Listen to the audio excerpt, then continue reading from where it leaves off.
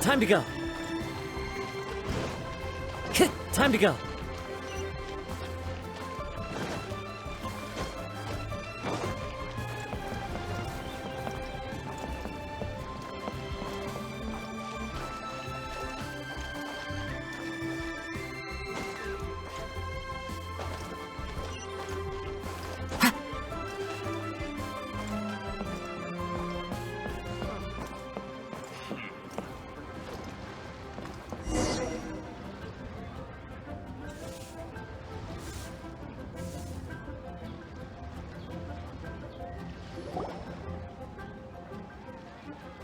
Uncle Tien, we're here to chat with you.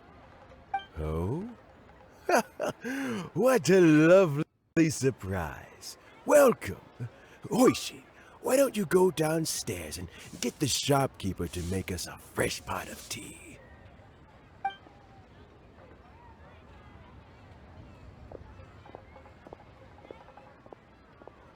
I heard that you've been traveling all over the place recently.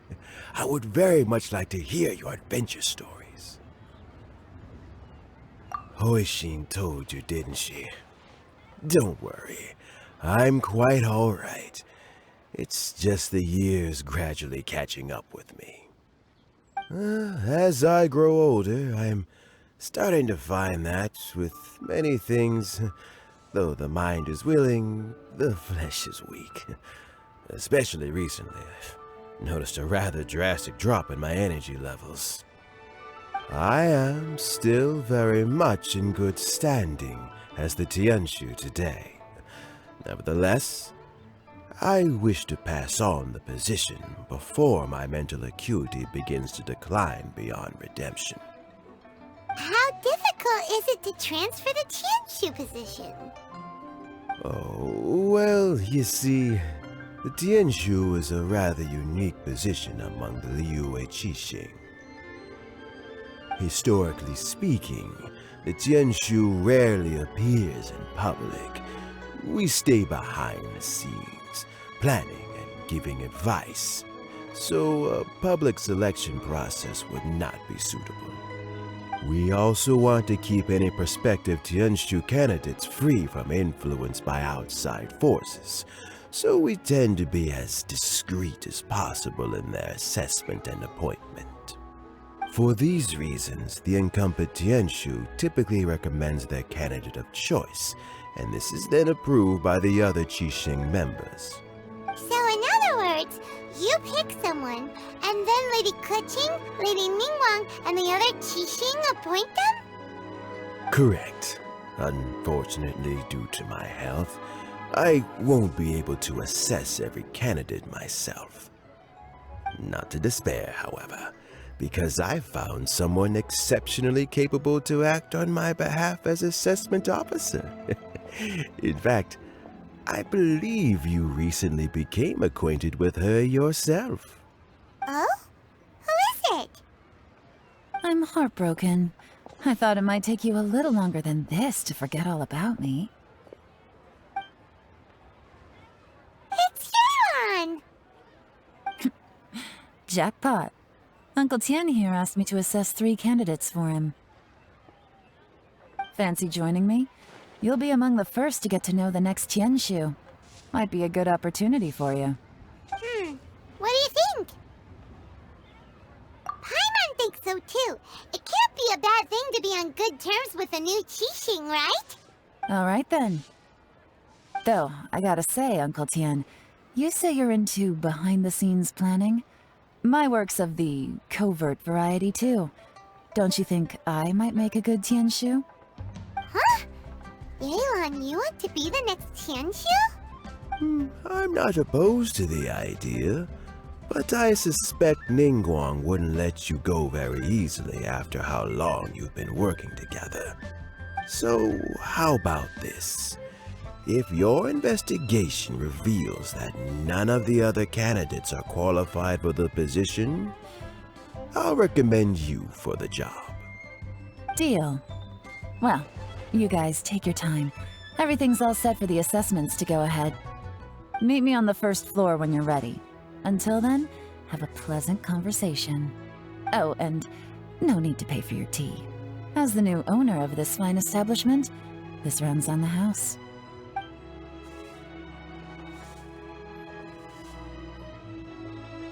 You're all set? Uncle Tian seems really worn down. It's like all his energy's gone.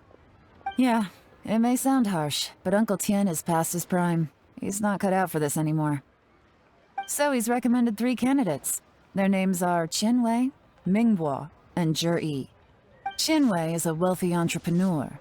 Mingbo works at the Liyue Ministry of Civil Affairs, and Zhi is focused on study and travel. Try to keep all that in mind. Of course, it doesn't really matter if you forget, since we'll be assessing them at Yuehai Pavilion in a short while. Qianwei, Mingbo, Zhi. Paimon should be able to remember their names, but what does the assessment involve exactly? Let's leave that until we get to Yuehai Pavilion. All right. Heads in the game, people. The stakes don't get much higher than a change in the Qixing. We can't afford to miss anything, no matter how small. Got it. We'll keep our eyes wide open.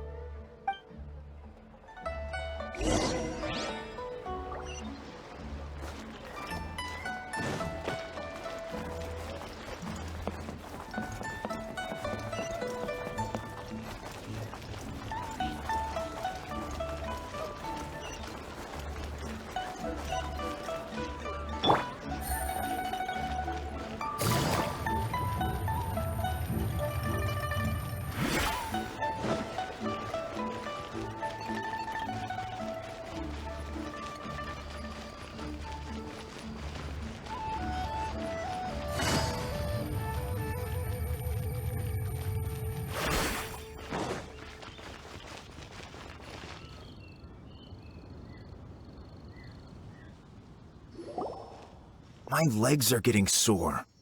What is wrong with this assessment officer? This is a huge occasion and I don't even get a chair. I've dealt with all kinds of people in my time, but never have I been made to stand while I'm waiting for an appointment. Oh, I mean, I think it's fine. That's called being complacent. If you're happy to just accept the way things are, you'll never be able to change anything in the future. Oh, come on. That's just... Now you're just being unreasonable. All right, you two. Let's not get into a big argument over this. It's not worth it. Qianwei, that was a bit uncalled for. And Mingbo, cut him some slack. We've all been standing around for a while. It's natural to be getting irritable. Look, how about this? There's no rule saying we're obliged to stand up while we wait, so why don't we borrow some chairs from the guild nearby? Fine. They're not the best quality chairs, to be sure. But under the circumstances, it would be better than nothing. It looks like all 3 candidates have arrived. We'll meet them formally soon. Before that, let me run you through the assessment process. I've split it into 2 stages: current affairs and planning, and face-to-face interview. In the first stage, candidates are required to submit a manifesto for Liyue's development. In the second stage, we will ask them some questions in person. Writing a manifesto takes time, so I informed them of this requirement in advance. These are the reports they submitted. Wow. One of them is really thick. It's also worth mentioning a stipulation I gave them. Whoever is appointed as the new Tianshu will be expected to implement their plan as put forward in their manifesto. Failing the occurrence of some cataclysmic event, they will not be permitted to change their plan. Therefore, these 3 piles of documents in front of us represent where each candidate stands on key policy issues. There's still some time. Have a skim through, get a first impression of what each person's proposing. I'll be waiting off to the side. Just let me know when you're done.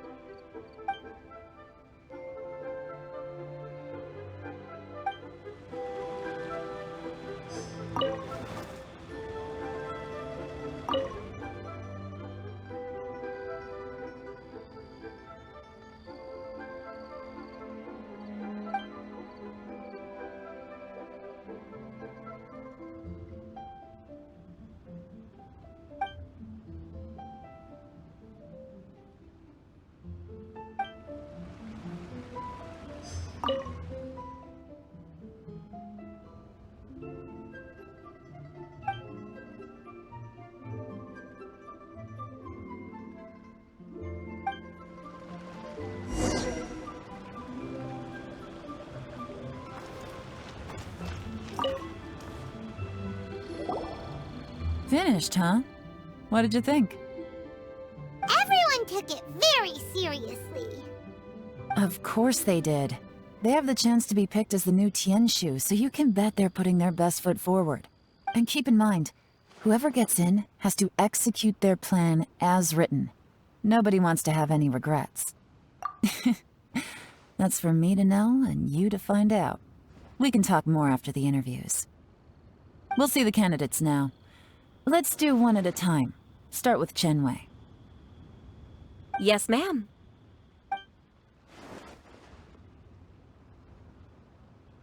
Oh?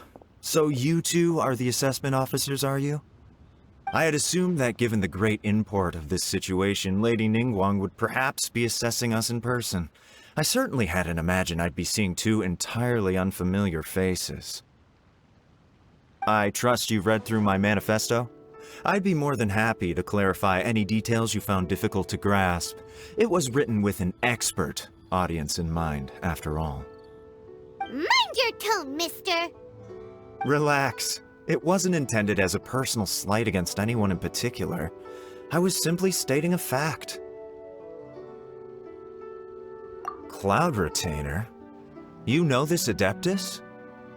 Oh, yes, I remember now. You must be the traveler that people are constantly talking about. With your sterling reputation, you must have a respectable level of erudition. Perhaps you will be able to understand the concepts I have put forward. Although I shouldn't get my hopes up. Oh, is it my turn? Yes. Please introduce yourself. I'm, Mingbo. I work in the Ministry of Civil Affairs. I've worked there for, 9 years, 5 months, and 3 days. In that time, I've handled, 2,347 cases. I have 12 active cases at the moment. They should be concluded in, 16 days? My current work is related to urban planning, and I'm also responsible for, auditing the accounts. To be more precise, there are 3 parts to the accounts, namely... Is it just Paimon, or is he not very good at public speaking? You know what? Let's leave the self-introduction there and move on to some questions. Oh, okay. Sorry.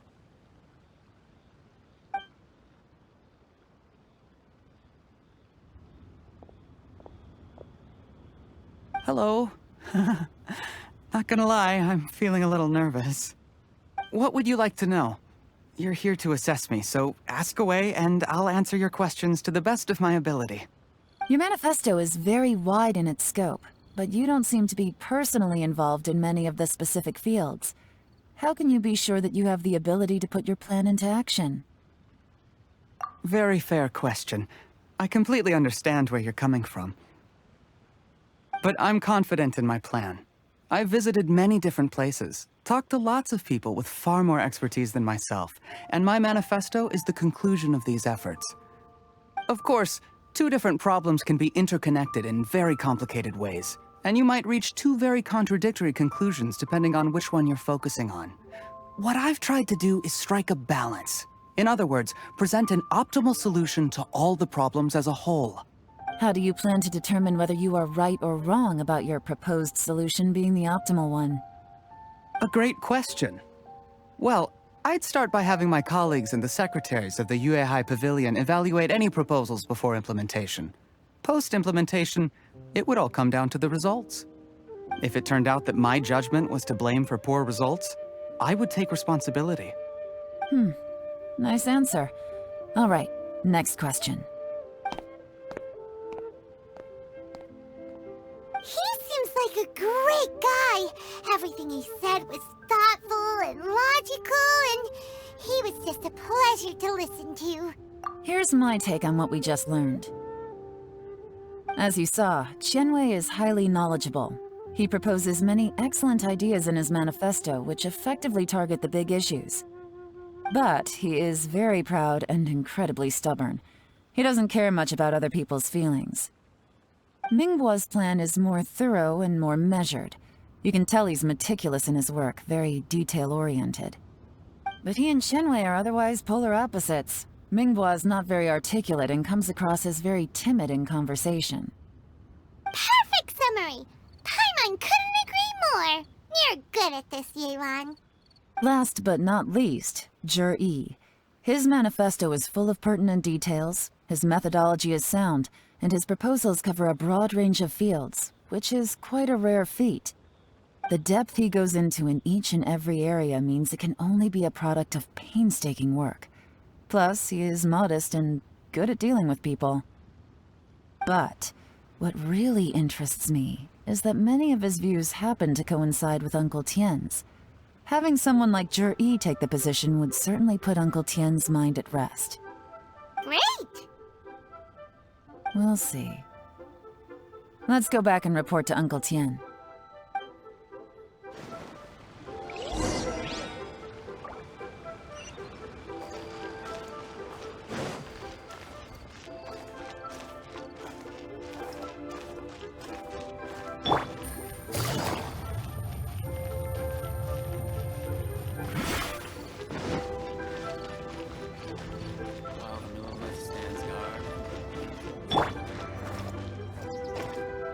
Into the wind!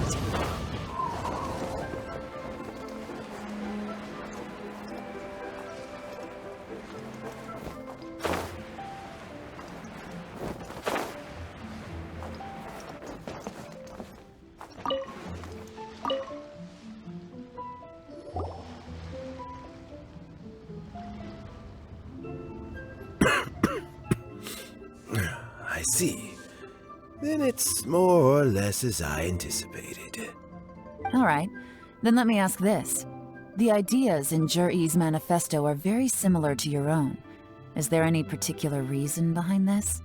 Oh, I didn't want to say anything when I gave you the list of candidates, for fear of affecting your judgment.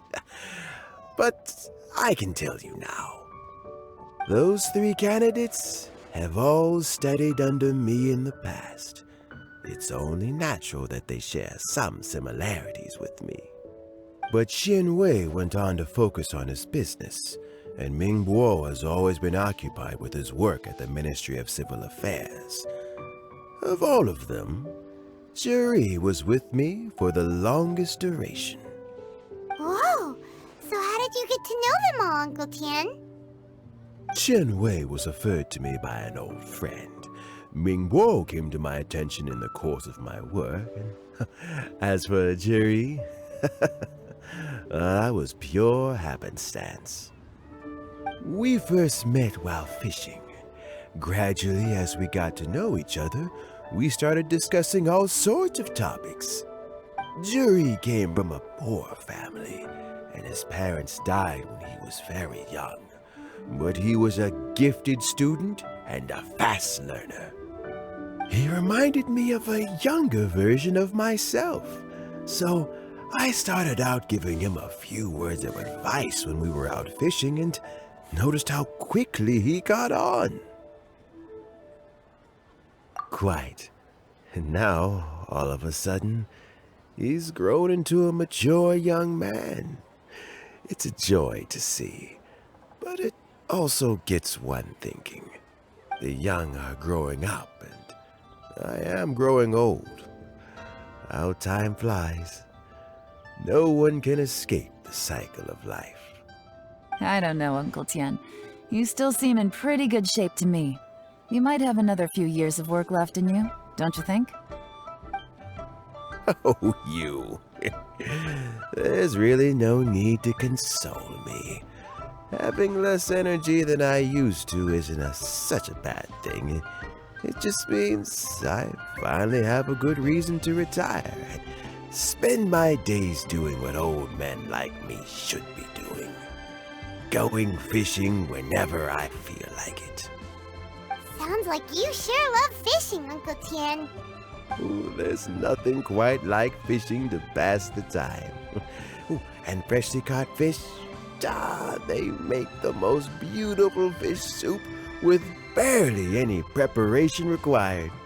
Fresh fish soup. Sounds tasty. Doesn't it? Also, some time ago, Juri purchased a very special recipe from an old fisherman. When we've been fishing recently, Juri always brings some extra ingredients he prepared in advance. The addition of these makes the soup taste even more wonderful. That flavor makes for a fond memory.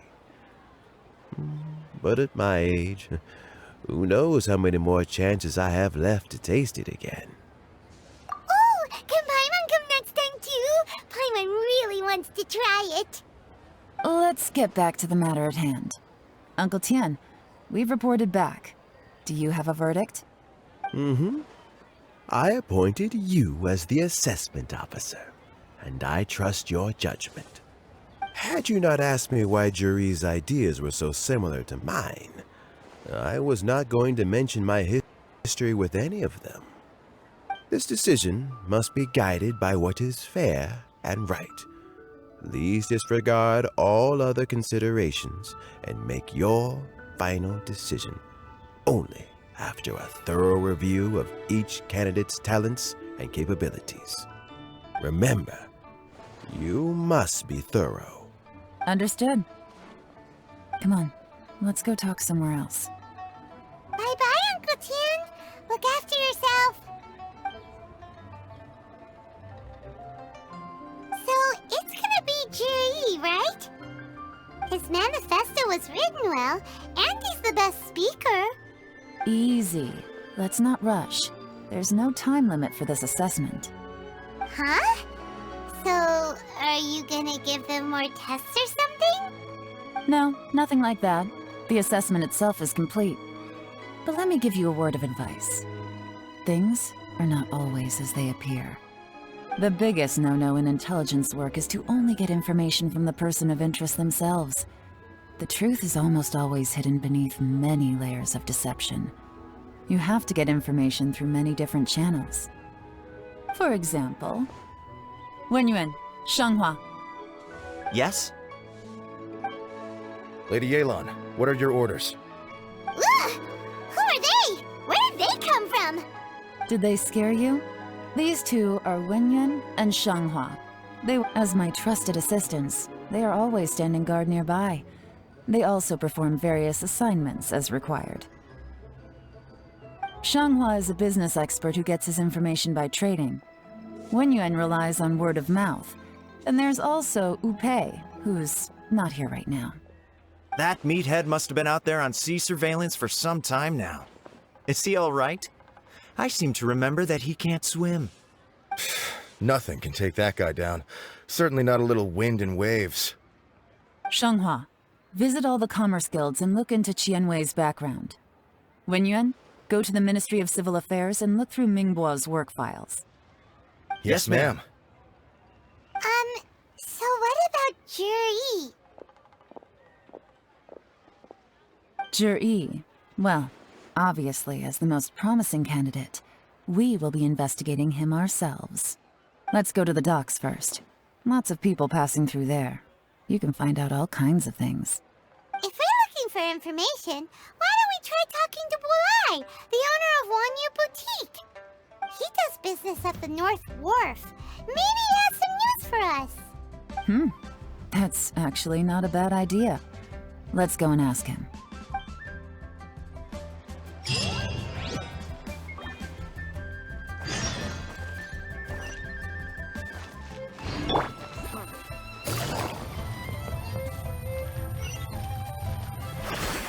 Take it easy.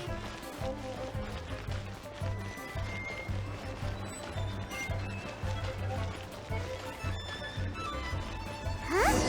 What's Bulai doing here today? Look, your asking price for this batch is just too high. I can't buy in at this price. How am I supposed to turn a profit? Come on, hear me out. I'm telling you, this is the single best batch of Sunsettias ever.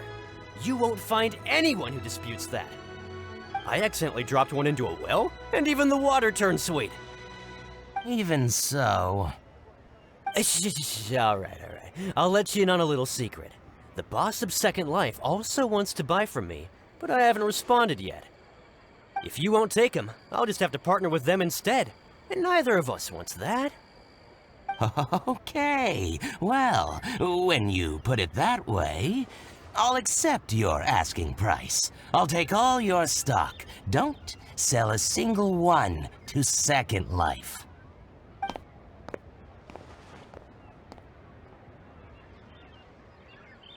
Oh, what are you doing here? And to be clear, these Sunsetias are mine. I got to them first. Don't get any ideas. Actually, we wanted to ask you about a guy called Juri. Have you heard of him before? Juri? Yes, he's quite well known. I've heard a story about him. They say he was born into poverty. His parents died when he was young, and he was treated cruelly by the local community. One of his neighbors was terribly rude to him all the time, but Juri never retaliated. And when his neighbor went bankrupt, he even helped support the family. He returned cruelty with kindness, injustice with peace offerings. A gentleman of talent and character, and... oh, how did I not notice him sooner? In fact, maybe I'm not too late. If I could hire him to be the brand ambassador for Wanyo Boutique. Oh, he sounds like a decent man.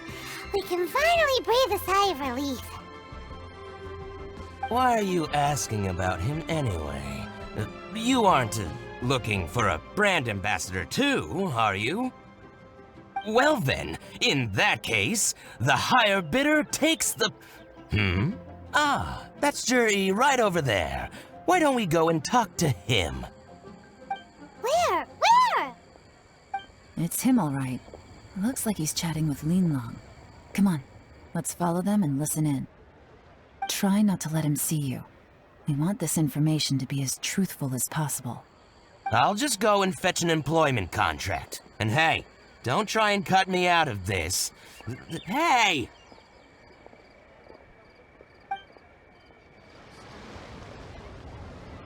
I understand. Let's walk and talk.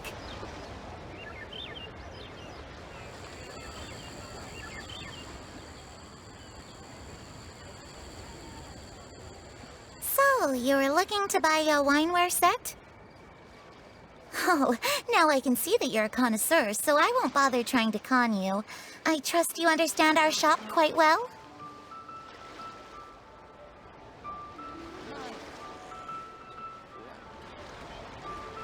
The truth is, an old friend of mine, who likes to have a drink now and then, he fancies himself as a man of culture. What's the hurry?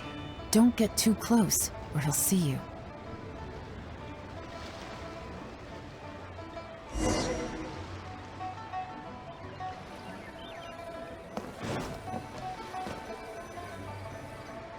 Try not to let him see you. We want this information to be as truthful as possible. I understand. Let's walk and talk.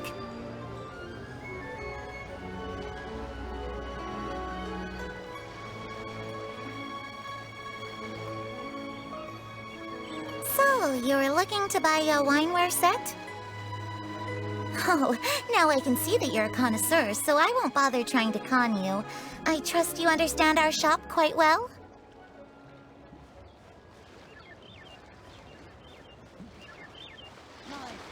The truth is, an old friend of mine, who likes to have a drink now and then, he fancies himself as a man of culture, but doesn't care for needless extravagance. So I thought I might buy him a set of high-quality fakes. How very thoughtful of you. Leave it to me, then. Come and collect it at Shigu Antiques whenever is convenient.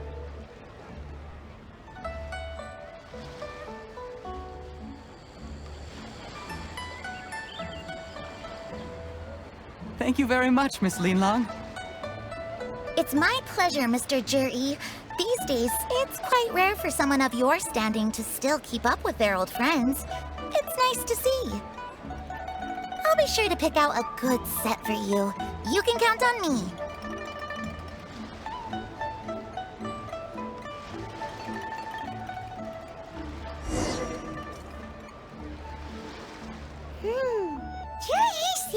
get along really well with everyone.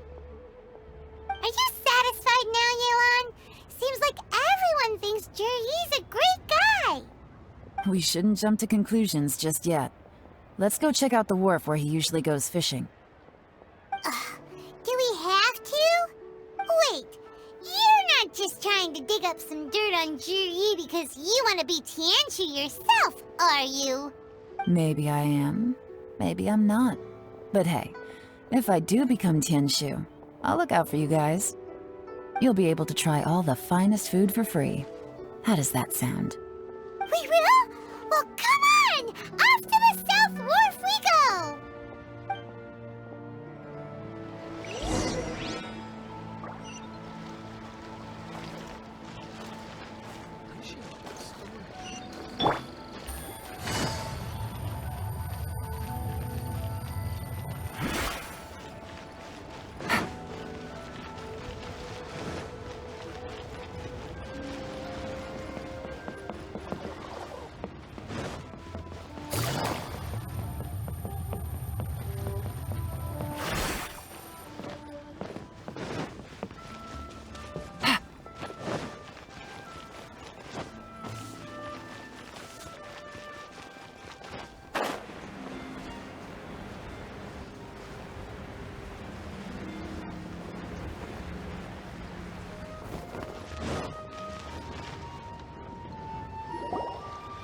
The wharf is as busy as ever.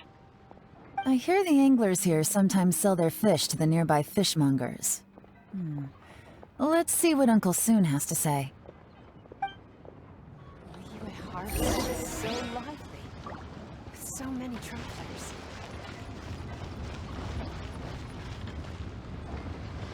Welcome. What would you like to buy today?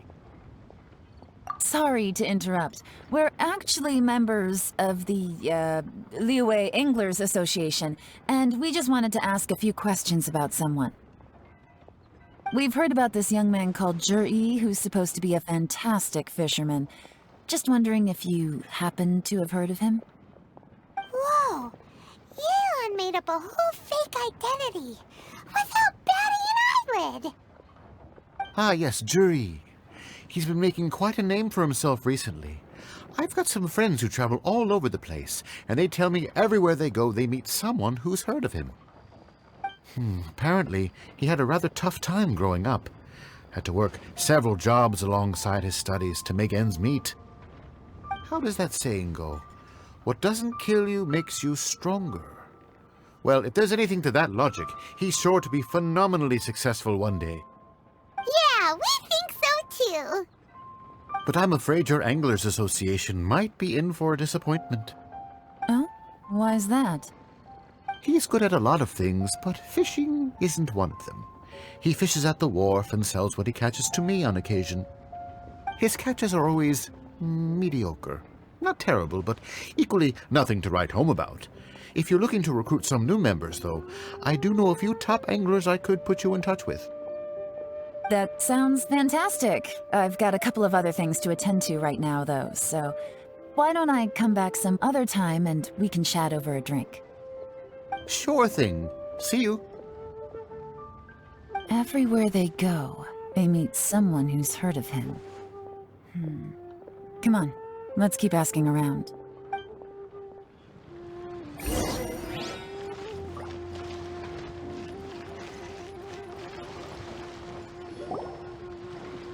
Here to buy some fish? It's 300 for one or 3 for 1,000. You better hurry. When they're gone, they're gone. Hello, we're from the Society for Fish Price Research. We'd just like to ask a few questions. Wow, she switched identity again! Society for Fish Price Research? I haven't done anything illegal. Stay out of my business. Please, don't worry. We're just here to conduct a simple survey. We've heard about a certain Juri who's been selling fresh fish at low prices in this area recently. Do you know anything about this? So this isn't about me. You should have said something, you know. I know the guy. I can tell you what I know. I haven't heard anything about him selling fresh fish at low prices, but it wouldn't surprise me if it was him. Because he's so poor. His parents died when he was very young, and his alcoholic father still owed a huge amount of debt. No one wanted anything to do with him. He was still a kid when he first came to the wharf. His clothes were ragged, and he had a bandage wrapped around his head. And he managed to survive, thanks to Uncle Tien, who gave him some food. But still to this day, he doesn't have a lot of mora to his name. I mean, he can afford to eat and everything, but you'll often see him haggling with others over just a few mora, so I wouldn't be surprised to find out he's been selling a few fish. It's not like he catches much anyway, so it's not going to affect my business. Don't tell him I said that. You'd rather he didn't know? Well, I spoke to him once, briefly, and I just had a feeling that he really cares what other people think of him. I think he has pretty low self-esteem, but hey, it's hardly my place to say anything. What he's achieved already puts most people to shame. And nobody's perfect. I just wouldn't want to upset him, that's all. I see. Well, thank you for sharing that with us. Not a problem. And just for the record, there's absolutely nothing wrong with the price of my fish. The more times you say it, the less convincing it becomes. Doesn't have a lot of mora to his name. Okay, let's keep going.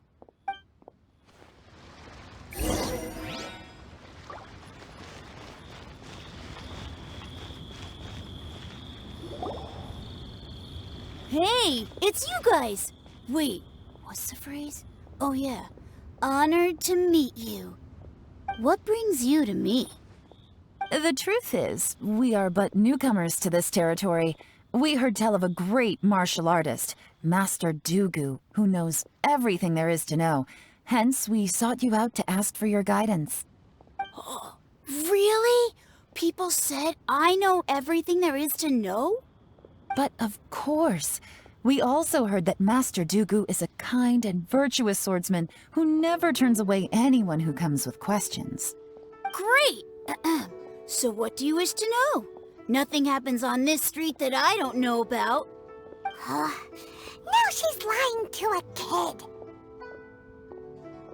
So, Master Dugu, have you heard of one by the name of Jur-E? Sure have.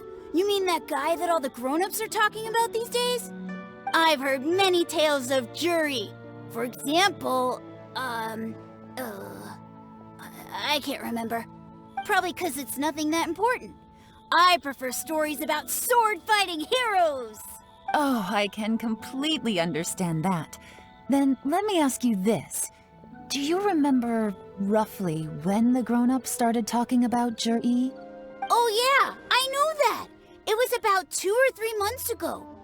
Before that, people always used to talk about Jur-E in a kind of nasty tone of voice. But 2 or 3 months ago, suddenly everyone started to like him.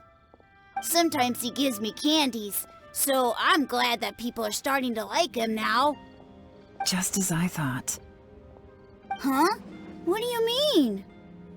I mean, just as I thought, Master Dugu is indeed as kind and virtuous as the legends claim.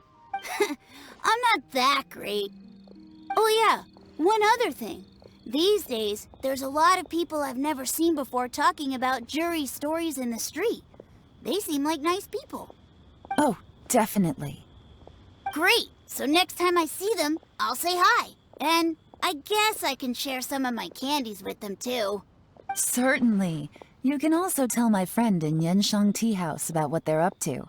I'm sure my friend would also like to say hi to them. Thank you, ma'am. You're welcome. Well then, fare thee well, Master Dugu. Until we meet again.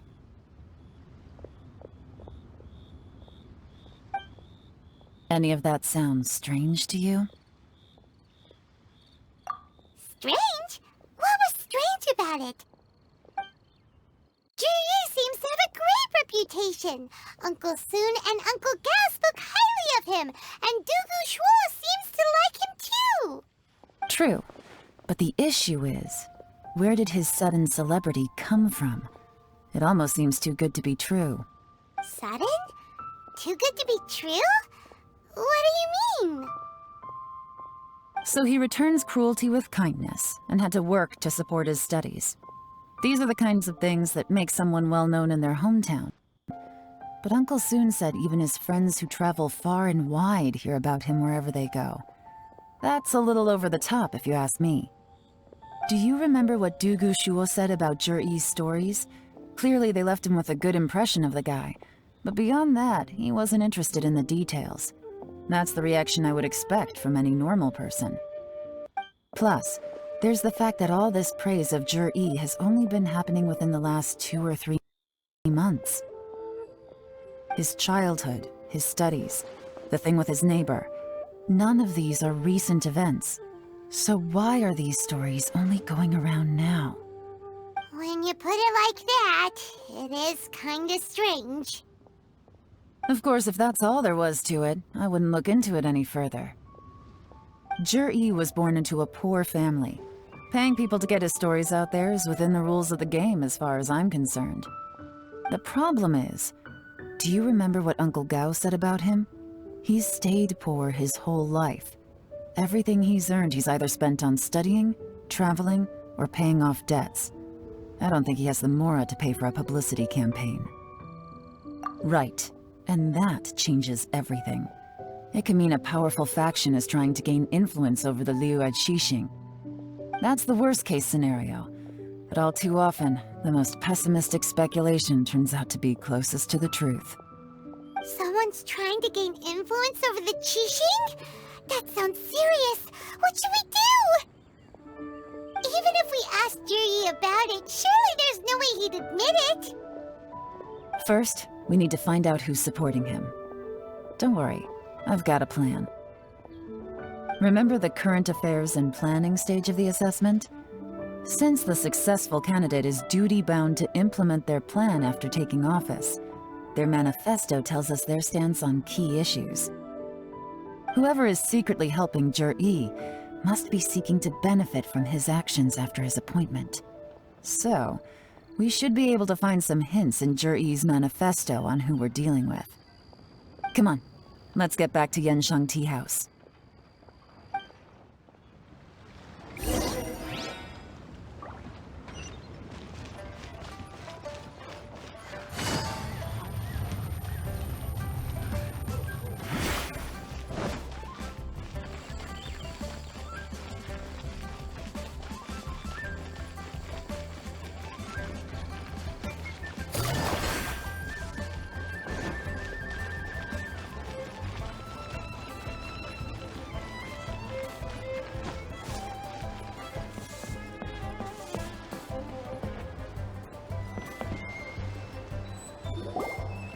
Jur-E's manifesto covers a huge range of topics. Looking for details that don't add up will be like trying to find a needle in a haystack.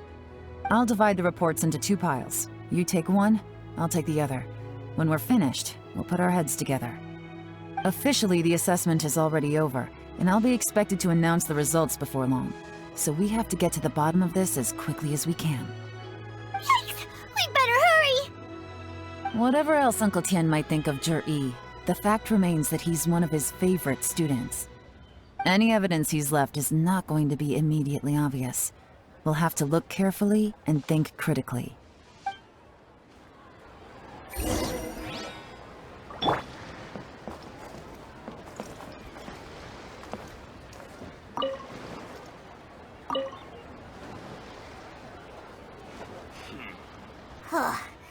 Even though Yelan took half, this is still a lot to get through. Well, we gotta start somewhere.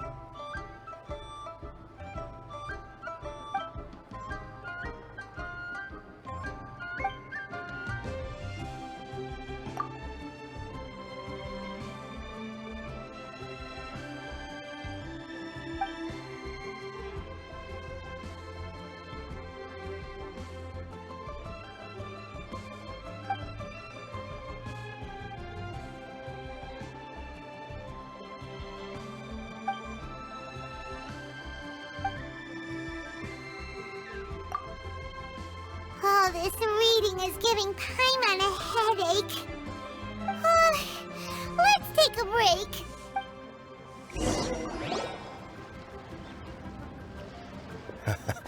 Looks like I'm the first one back, as usual. Oh, hey! It's one of Yelan's little helpers, Shanghua! If you're back, that means you finished investigating Qianwei, right? You betcha. I visited all the commerce guilds and gathered a wealth of information. Every time they asked me to leave, but I always had another trick up my sleeve. Don't drag this out. Just tell us your findings. Yes, Lady Yelan. To summarize my findings, most people who've had interactions with Qianwei will start out complaining about how proud and arrogant he is, but then go on to give a generally positive appraisal of him.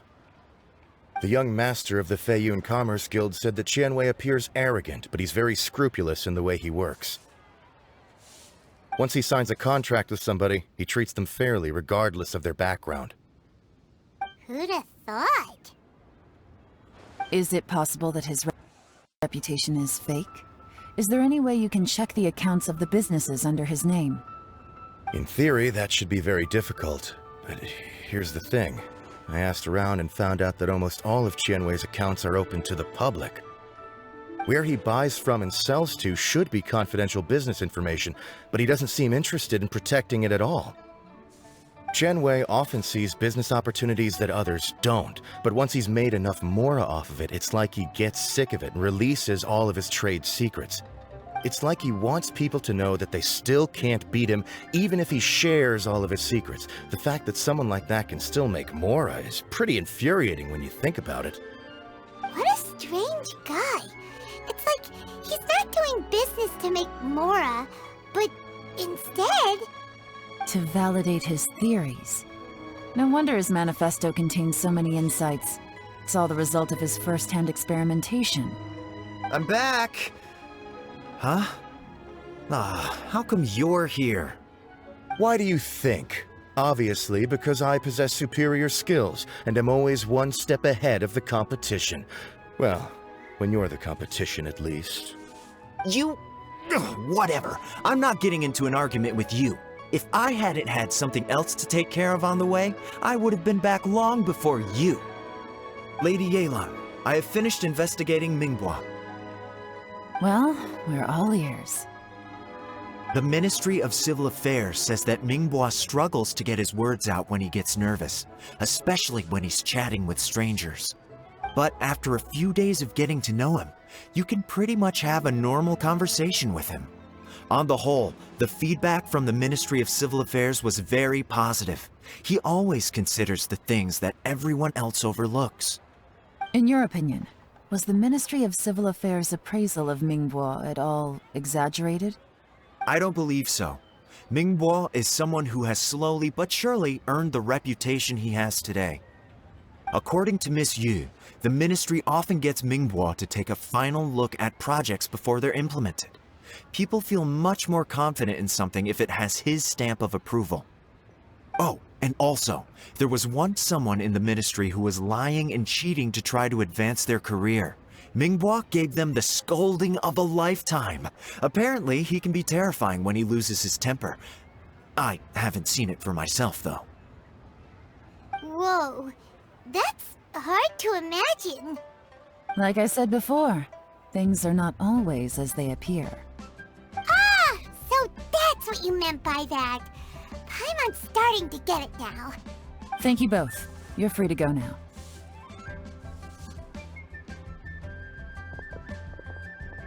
So, have you finished reading the manifesto? We still have a bit left.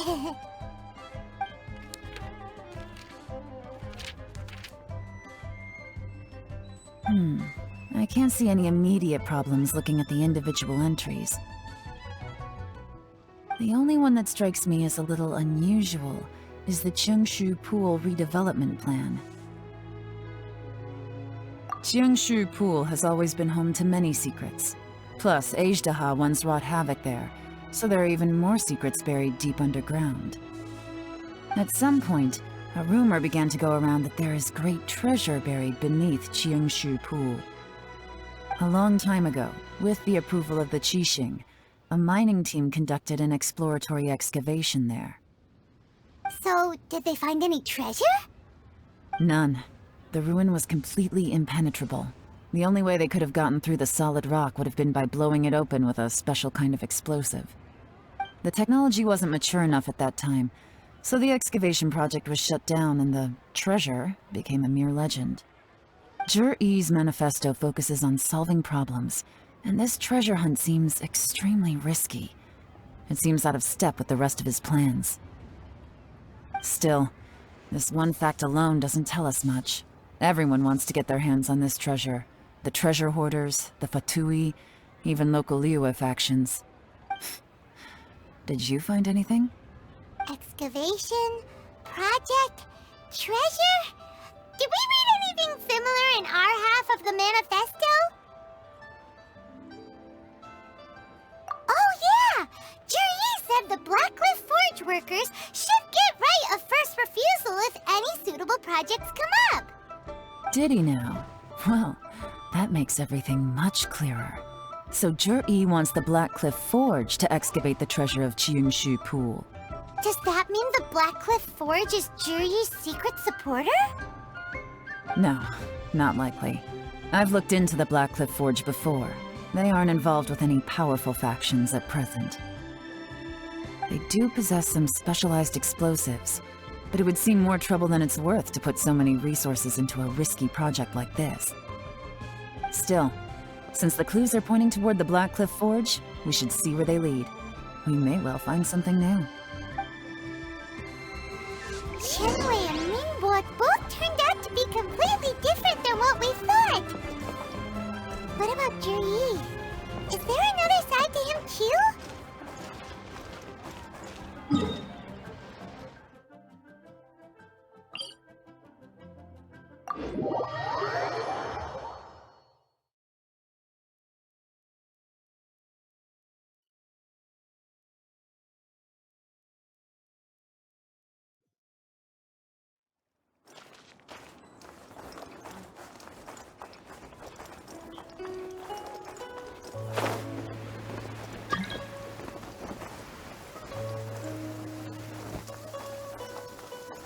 Taking a stroll in the middle. This is the Blackcliff Forge. Let's look around for clues.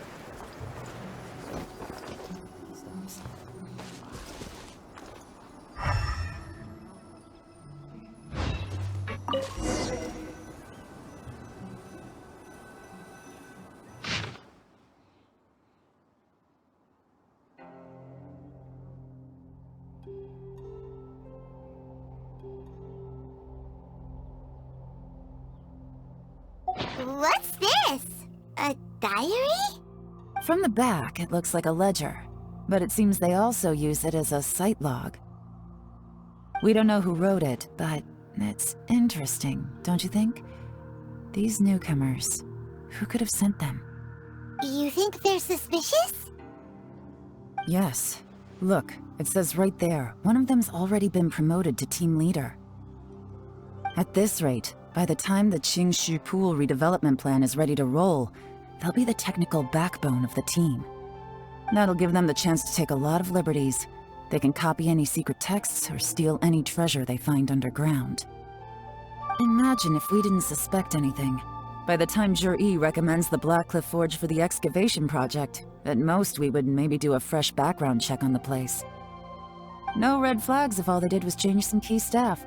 And even if we decided to vet the staff individually, they'd have had more than enough time by then to come up with fake identities. That's the advantage of planning this far in advance. It was a clever move. When you put it like that, it all makes sense. If we hadn't found this out, someone else would have stolen the treasure. So, who's really behind all this?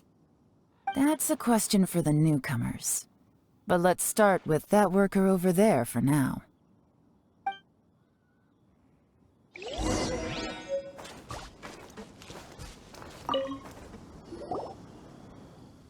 Excuse us. We want to ask you about the newcomers. You want them to teach you or something? I gotta say, these newcomers are in tip-top shape. Fast learners, too. They're picking up all the skills unbelievably fast. My only complaint is that they're always going out drinking at night. But they never let us join them. I guess they just need some time to adjust. I'm sure we'll get to know each other over time. They go out drinking. This area isn't exactly renowned for the nightlife. I'm guessing it's a long trip to the nearest tavern. You got that right. They tell me they go all the way back to Liyue Harbor to drink at Wanmin Restaurant. It rained after work today, so they actually stuck around at the site for a while. But as soon as the rain stopped, they went out drinking again right away. Hey, you're only young once, right? I say, if they can hack it, let them at it. Interesting. Let's go talk somewhere else. Looks like our hunch was on the Mora. These newcomers are very suspicious. Drinking in Liyue Harbor, huh? Some cover story. I'll wager they've been going to intelligence updates. Good thing it rained today. It means they'll leave footprints. I doubt they'd give themselves away that easily, but let's follow them and try our luck.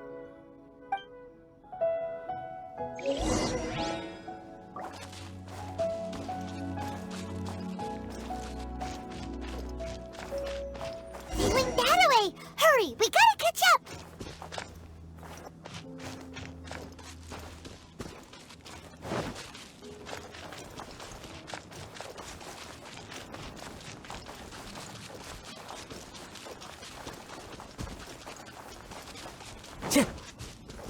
Huh.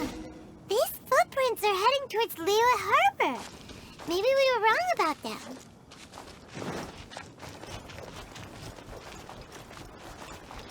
Just as I thought. They didn't go to Liyue Harbor. They went that way.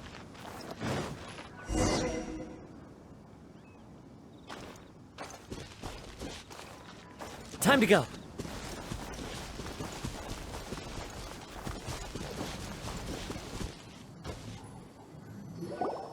The footprints stop here. But, judging from the direction, I'm guessing their destination was that abandoned house.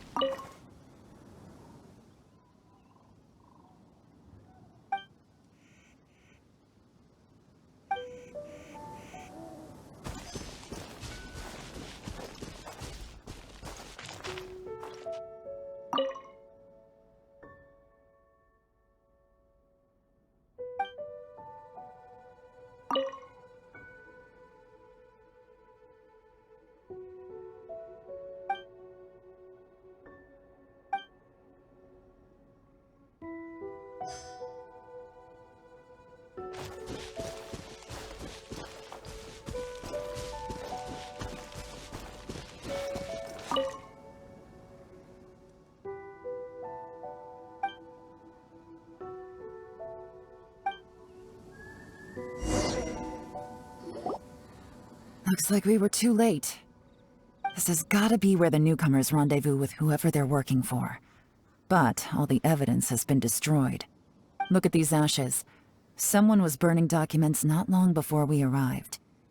Could there be anything left? Maybe the wind could have blown the fire out before everything was finished burning. The odds of that are very slim. It's practically impossible. I've checked. All the paper's been burned. There's only ash left now. Why don't we wait for them back at the Black Cliff Forge? They've gotta go back there sooner or later. We can't count on that. Clearly they were based here at one point, but it's mysteriously abandoned now. To me, that says that whoever's behind this has moved them somewhere else, to throw our investigation off course. Darn! Guess this is where our trail runs cold. Make no mistake, the purpose of our trip wasn't to find any solid evidence. We just need to figure out who's behind Jur-E. I smelled something peculiar the moment I came in. Those newcomers probably thought they'd be safe as long as they burned the letters. But what they failed to consider is that paper and ink from different regions produce different odors when they're burned. Really? Paimon can't smell anything. Do you smell anything? There is a certain place with a freezing cold climate where there's nothing but ice as far as the eye can see. Some wealthy people there put floral fragrance in their ink as a way of injecting a little romance into their writing. When that fragrant ink is burned, this is the exact odor that it leaves behind. Exactly. The evidence will soon be blown away by the wind, so it's nothing we can arrest anyone with. But it's all I need. Now I know who we're dealing with. I can plan our next move. Lady Yelan! Oh, thank goodness I finally found you. I thought I'd never see you again. Who are you? Don't be alarmed. This is Upei. He's Wenyuan and Shanghua's colleague. I sent him to look into Zhi-Yi's regular contacts. Since Zhi-Yi likes fishing, Upei thought he might know some of the fishermen and sailors, so he took a boat out to sea to ask around. I left him a note at Yanshang Tea House telling him to look for me at Blackcliff Forge when he got back. If there'd been an ambush waiting for us there, it means we'd have had some backup. So, what did you find out at sea? Forgive my incompetence. I'm afraid I've come up empty-handed. I asked all the fishermen multiple times, but none of them had any interactions with Zhi-Yi before. Then the waves got so choppy I ended up falling overboard. Fortunately, someone managed to drag me out. When I got back, I heard that you'd gone to Blackcliff Forge and might need backup, so I went straight there as fast as I could. Didn't even stop to change my clothes. Well, Uncle Tian said that Zhi-Yi once bought a recipe from one of the fishermen. Did you hear anything about that at all? What? That's news to me. No, that's not possible. It's absolutely not possible. Lady Yelan, I'm telling you, I spoke to every single fisherman out there, and none of them mentioned anything about a recipe. Interesting. Then I wonder how that even more wonderful fish soup came about. Fish soup? What fish soup? Nothing. Our priority right now is to find a way to get our hands on some solid evidence. Well, any suggestions?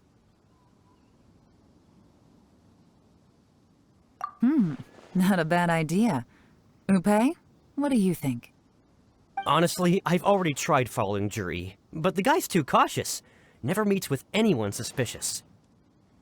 Okay, so tailing's out. No, we'll still need to tail him. But first, we need to do some groundwork. Groundwork? When you've worked in intelligence for a long time, you'll understand that no one can stay on high alert forever. Especially when he thinks he's about to win. Tomorrow morning, I'll announce his victory at Yuehai Pavilion. Take a guess what you think he'll do next. Be sure to arrive on time. You won't want to miss the show.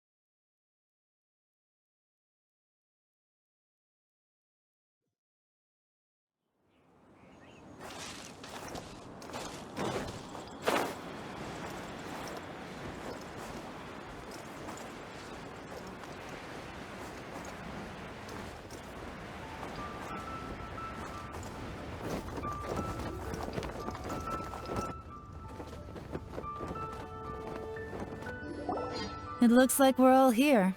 Well then, time for me to announce the results of the assessment process. I won't drone on about the importance of the Tianshu role. Suffice to say that Uncle Tian entrusted me with the monumentally important task of assessing the candidates. And now, it falls to me to give him a satisfactory answer. All of us here know the score. Don't beat around the bush, just get on with it.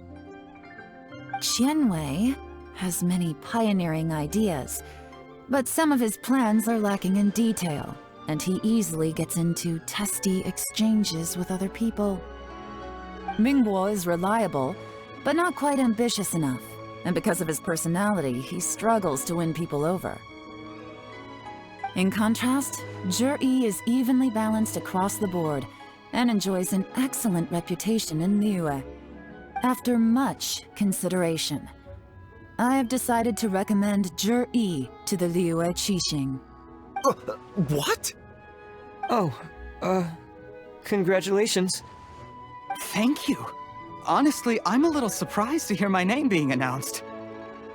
In my estimation, all three of us are worthy candidates for the Tianshu position. As your competitor, I've become keenly aware of your great talents. Would either of you entertain the possibility of working with me in the future and taking on some of my workload? I'll have to see. I'm in a bad mood. This is the last thing I want to be thinking about right now. I don't mind, as long as I can help. Okay, well, that's all from me. Zhi, you'll have some preparation to do. It won't be long before you're informed of your official appointment. I hope you will work hard and make Uncle Tian proud. I will live up to the Tianshu name. On this, you have my word. I should go. I need to pack my things, and then I think a celebratory meal is in order. Would anyone like to join me? Count me out. I'm not in the mood for a celebration. Zhi seems pretty relaxed now. This would be a good time to follow him. Hey, Traveler, tell me something. What exactly does that guy have that I don't?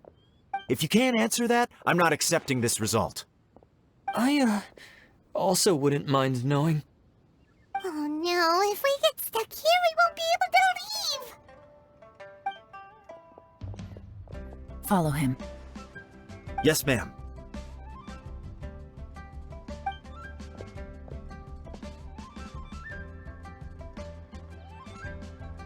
We finally got rid of them! Lady Yelan, Zhi has gone towards Feiyun Slope. Follow him, quickly. So Zhi really sided with the Fatui? But Uncle Tian thinks so highly of him. Why would he do this? Difficult to say, but everything should become a lot clearer when we find him.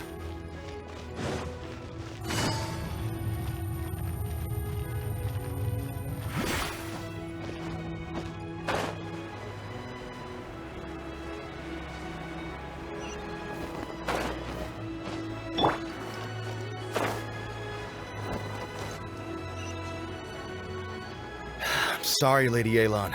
We lost him. He's too good at this. We weren't able to keep following him without being seen. How the heck did he manage to shake Yelan's subordinates? I guess Zhi didn't let his guard down. Still as vigilant as ever. No, Upe says he's much more relaxed than usual. Maybe it's just how he's wired. Perceptive enough to sense when he's being watched.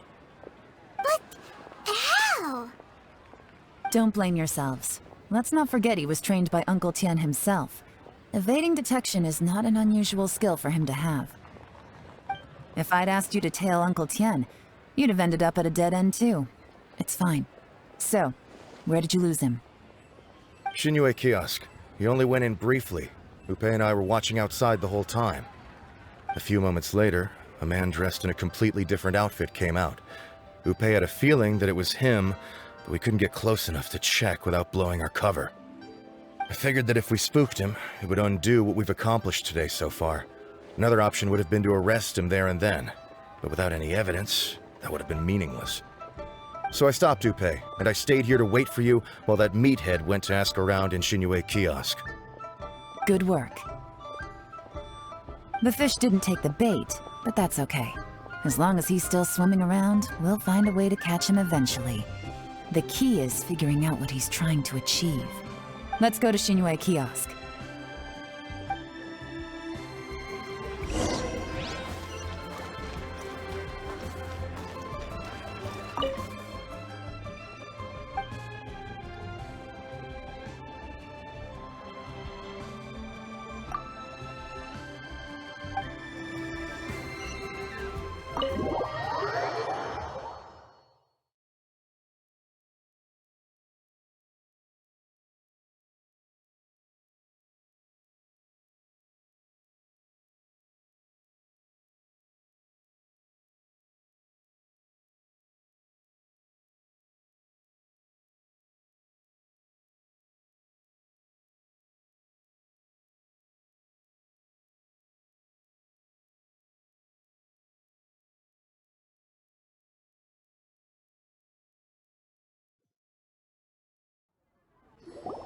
Could you explain to me how that works? A guy like him comes in, changes his whole outfit right under your nose, and you don't even ask him about it? Our customers are free to dress however they please. What grounds would I have to question him? Okay, fair enough, but didn't you think it was just a little bit strange? Well, maybe I did, but it still doesn't give me the right to stop him. Enough. Let's tone this down a little. I'll make this quick. Just one question. What did he buy while he was here? Oh, he didn't buy anything. He just picked up a bottle of liquor that he ordered ages ago. A bottle of liquor? Yes, a very strong kind. Fiery, with a rich flavor. Not something the average customer would order. This gentleman ordered it in person from us a long time ago. He was only here today to pick it up. Liquor and wineware. I see. Let's go. Where to? Shigu Antiques.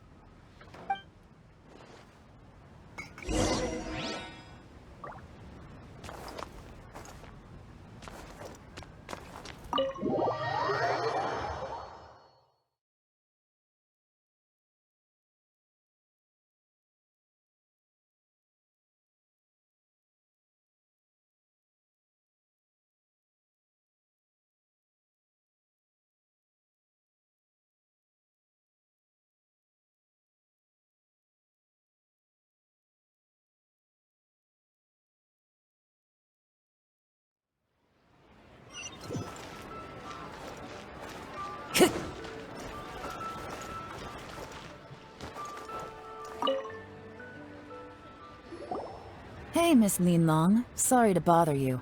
Zhi ordered a wineware set from you not long ago, right? We're friends of his. He's been telling us how impressed he is with the quality, considering how affordable it was. So we just had to come and take a look for ourselves. Sure. Which model are you looking for? We don't really know a whole lot about wineware. Let's just go with Zhi's choice. Would you be able to show us the one he bought? Zhi picked up his set not long ago. As a quality imitation of an antique wineware set, it has the look and feel of a luxury item. Just so you're aware, we don't have many of this model left in stock, and now that Mr. Zhi has taken one, I'm afraid it may encourage the price to go up a little. Don't worry, price shouldn't be an issue. I'm sure we can work something out. But I'm just a little hazy on one thing. Did Zhi's wineware set include wine glasses, or...? For this set, the wine glasses are sold separately. Minimum purchase is 1 glass, maximum is 4. Mr. Zhi bought 2. Okay. Thanks, Linlong. Seems there's a little more to buying wineware than I first thought. We'll have to mull it over. Well, don't take too long. We could sell out any day now. All right, see you next time.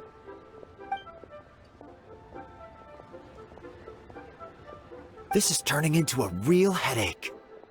I'd just like to point out that we have the self-professed Grand Master of Fieldwork here to thank for being wholly incapable of tailing an ordinary civilian without being seen. It's not like you did any better. My specialty is information trading, okay? I don't have the physical agility. What's your excuse? Fair point. Yelan, so has the plan failed? Oh, if we can't figure figure out where Jerry went, there's not much we can do. But why was he buying liquor at Shinue Kiosk anyway? To celebrate? If so, it's no ordinary celebration. What do you mean? First of all, Jur-E isn't much of a drinker. On some level, he hates alcohol because of what it did to his father. If he was just looking to celebrate by himself, he wouldn't spend his meager savings on an expensive bottle of alcohol, let alone buy a pair of special wine glasses. No, this is a victory feast, held in honor of Jur-E's private sponsor. Whoever this person is clearly enjoys hard liquor and has a very high status, hence the need for expensive-looking wineware. Now, where might we find Fatui who match that description, I wonder? Fatui officials. Should be either the Snezhnayan Embassy or the Northland Bank. Have both locations surrounded. Take as many people as you need. Lady Yelan, is it time for us to make our move? If so, you can count me in. Get with the program, would you? This is a covert surveillance operation. Jur-E may be vigilant, but that doesn't mean the same is true for his drinking buddy. In which case, we don't need to change tactics. Just change who we're following. Great idea! So we just need to find out who Jur-E bought that liquor for and follow them instead! But Lady Yelan, if we get caught, this could become a major diplomatic incident. I'm well aware, but don't you see? Jur-E is gambling everything on this. If we really want to catch him, we're going to have to accept a little risk ourselves. Stick to your orders, and make sure we're covering all other bases too. Anywhere else Jur-E might be going. I want eyes on those locations. Yes, ma'am. Don't worry, Lady Yelan. Jur-E may be a slippery character, but we'll keep a close watch on the movements of all Fatui officials. I'll be waiting for you at the tea house. If I'm guessing correctly, Fatui officials are likely to take action at night. You should go and get ready, then meet me at Yensheng Tea House.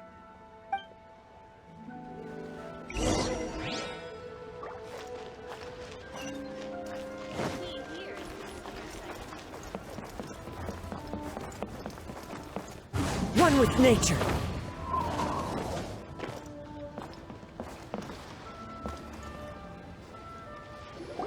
Perfect timing. Wenyuan just sent word that the Fatui ambassador, Yusupov, just left the embassy alone. He's heading in the direction of Qingshu Pool. Qingshu Pool? That's the place Jerry mentioned in his manifesto! It looks like that's where they've arranged to meet. Sensible choice, I'll give them that. Qingshu Pool is always crawling with monsters. Most people wouldn't dream of going there. It's one place they won't need to worry about being seen. Oh no, we gotta go get them! Let's go. If my hunch is correct, we just might hit the jackpot this time.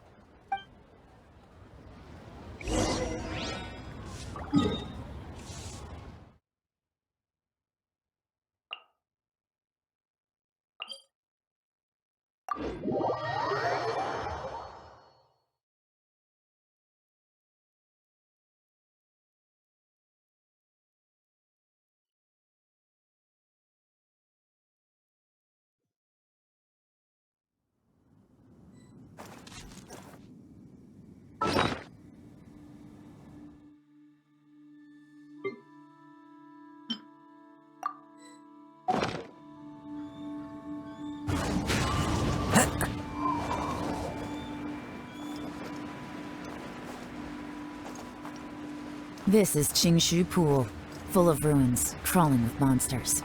Anyone with any sense steers well clear of this place. I've looked into the place before. There's a worker's entrance somewhere around here. Follow me.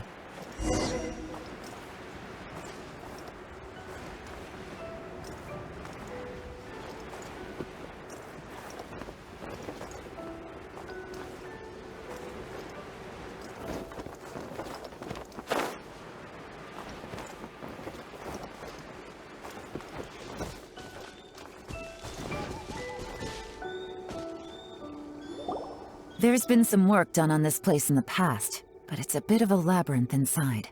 I can't guarantee we'll be safe once we're underground. The workers left an emergency access route, If we can find it, this will be a much easier journey.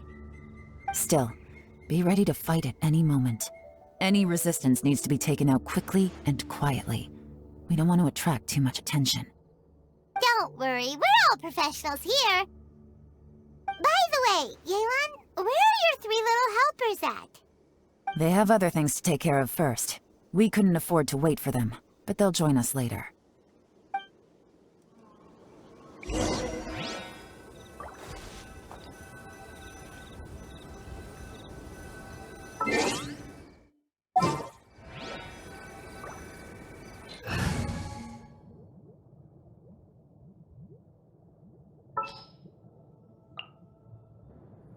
I'll scout ahead.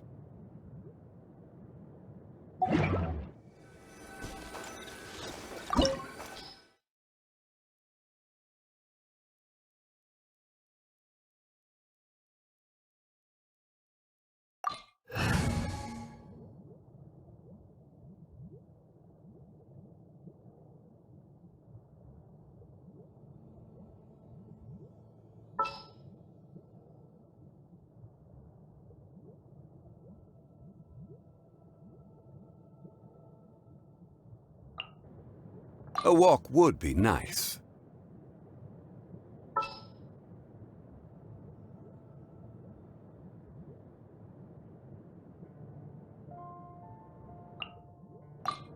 For justice.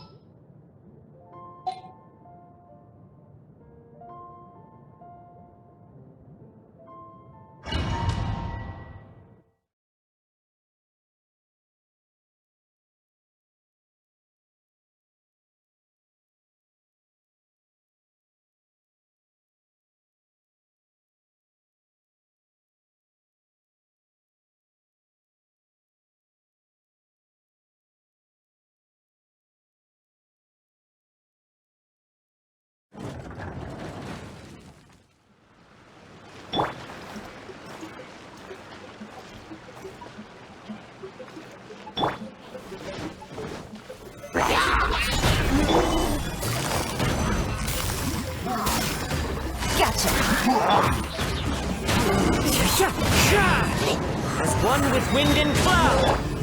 No, my sword! Rack and ruin!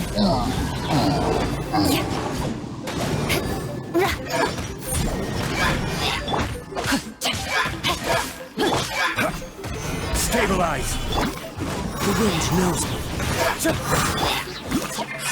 I condemn you! As I expected, but this shouldn't be too much trouble.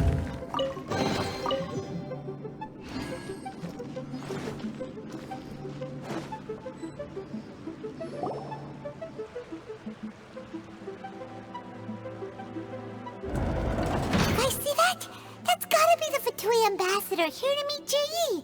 Looks like he went through that door. That must be the emergency access route, right? Come on, let's hurry.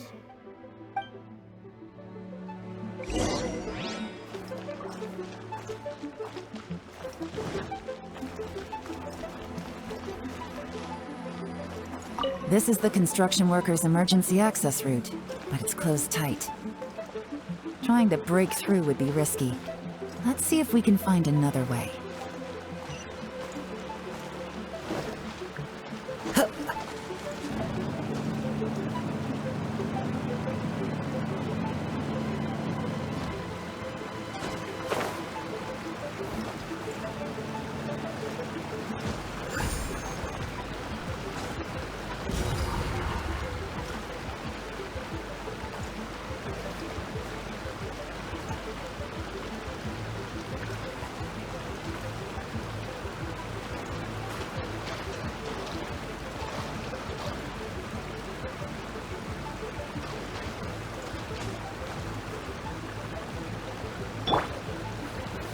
Gather!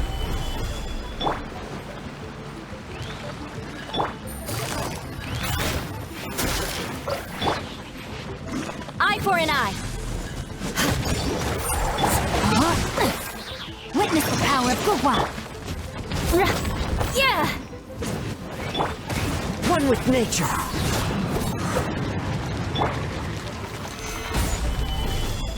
No, my sword! Rack and ruin!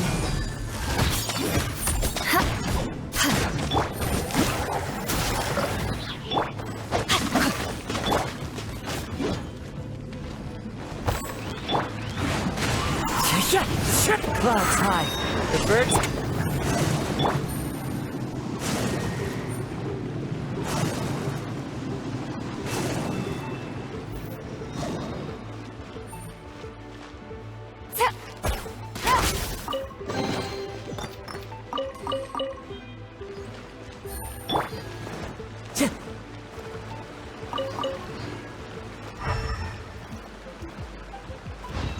Time to go.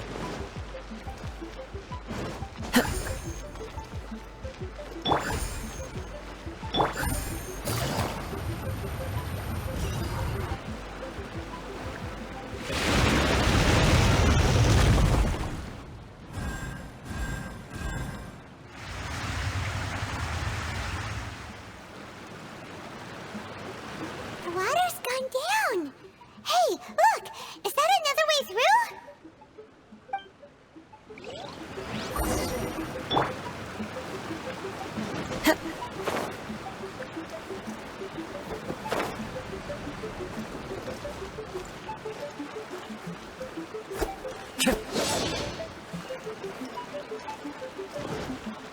Follow the wind.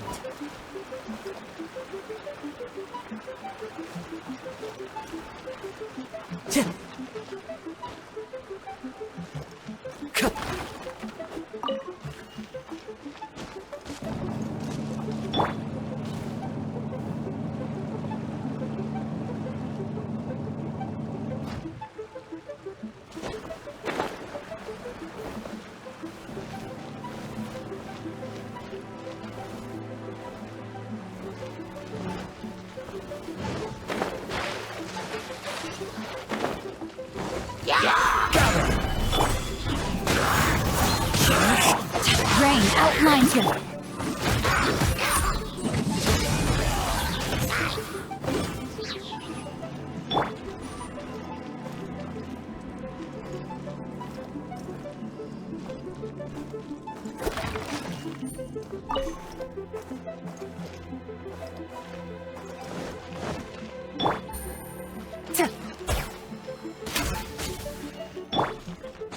Time to go.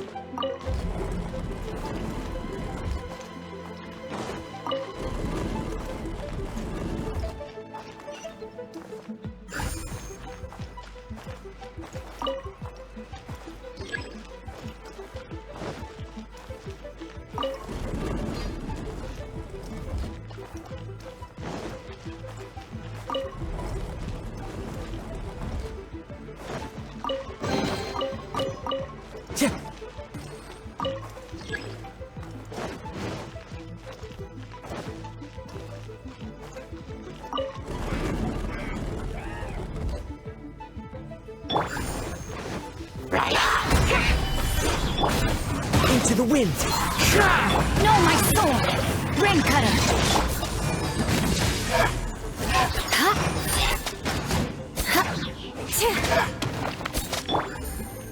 Quietly now.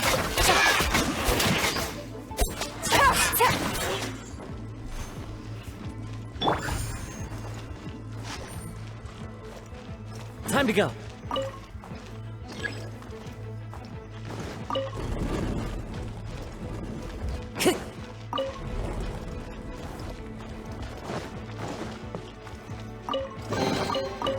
Time to go.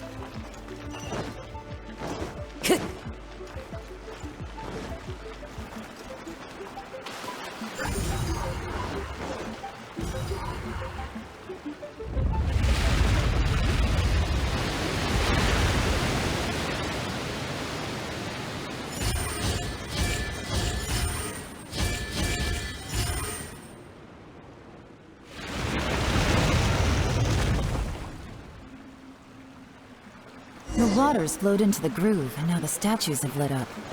Okay, now we should be able to move the statues.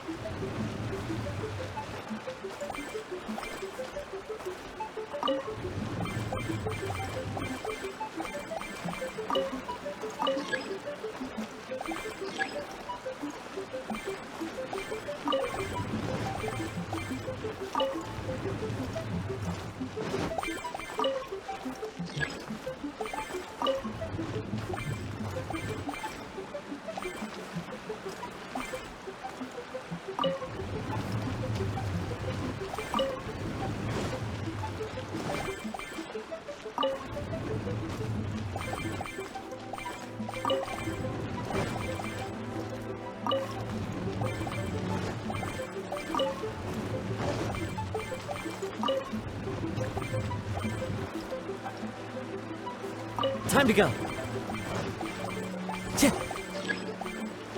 Time to go. The door is open. Let's go. We should be nearly at the bottom now. Let's wrap this up.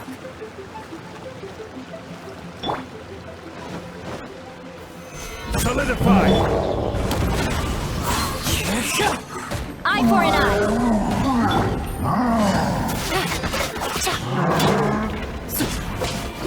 As one with wind and cloud! Order guide you! Solidify! Flood of frost!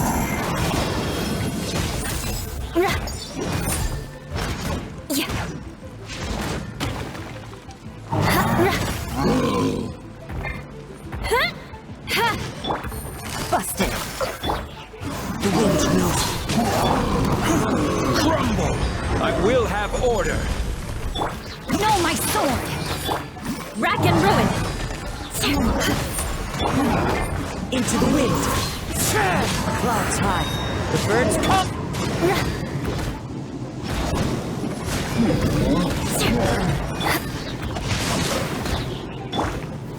Gather!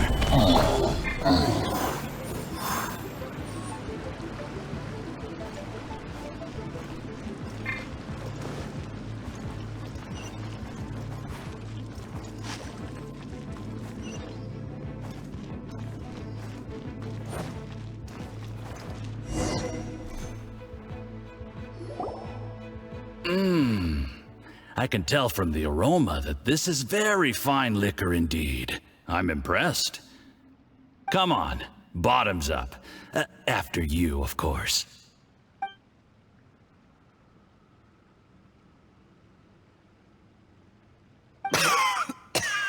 Oh, sorry. That went down the wrong way. I've never drunk anything this strong before. It'll take me some getting used to. You'll get there. If you want to stay friends with us, you have to drink with us. I'll do my best. You're more of a lightweight than I thought. Already struggling after one glass?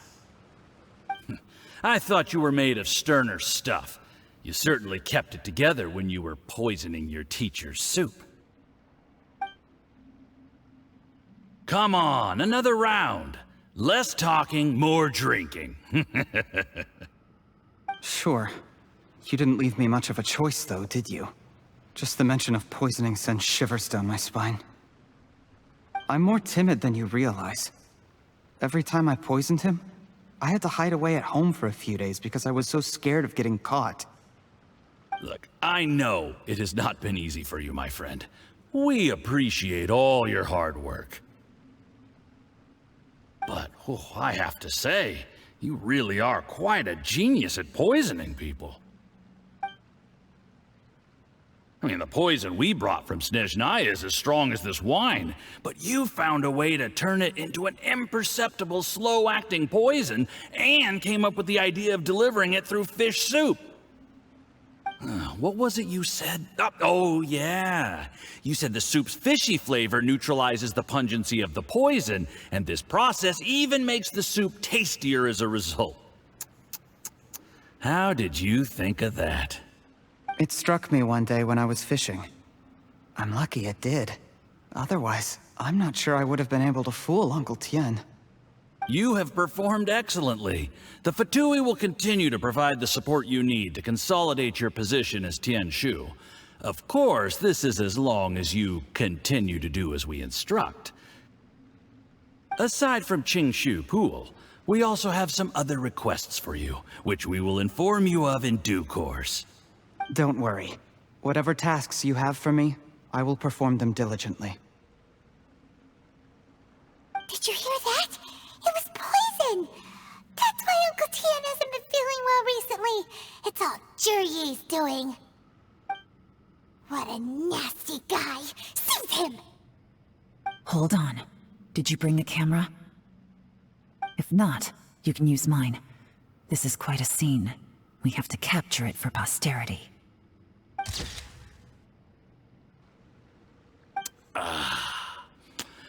Excellent liquor.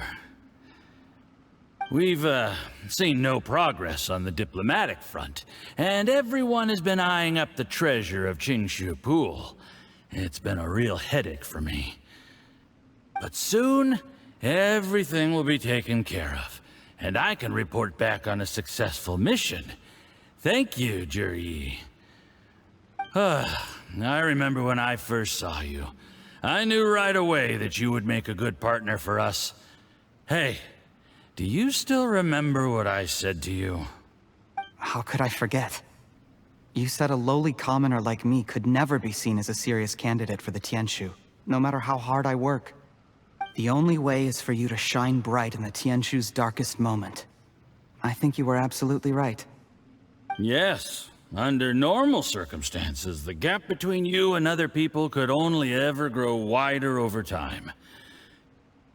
Just look at your two competitors. Qianwei had wealth. Mingboa had reputation. But you had nothing. You were just another nobody. And that's why I decided to help you. You know, there's an old saying in the Fatui. Give a starving dog a bone, and it'll guard your home for the rest of its life. Yes. I cannot thank you enough for your generous support. You know, the best thing about you is that you do as you're told without complaining. Hey, keep up the good work, and I can assure you, you'll never have to worry about Mora again. Heck, when you're not in the company of the Fatui, you'll be able to throw your weight around as much as you want. How about that? Uncle Gao said that Jurye has low self-esteem. Seems he was right. He was worried that whatever advantage he might have now will diminish over time, so the Fatui persuaded him that he should act while he can. Do you have any more film in the camera? Then get ready to use it. Tonight's grand finale should be coming up any minute now. How well this goes for us depends on how Jurye plays his hand. Ooh, is there any more alcohol? Go on. Fill me up. I'm in a good mood today, and I'm gonna drink my fill. Make sure to get me home safely afterward. There's only a little left. Here, I'll fill your glass. If you like it, I can bring you some more next time. Whoa, this is the good stuff. It is great. Huh? What the?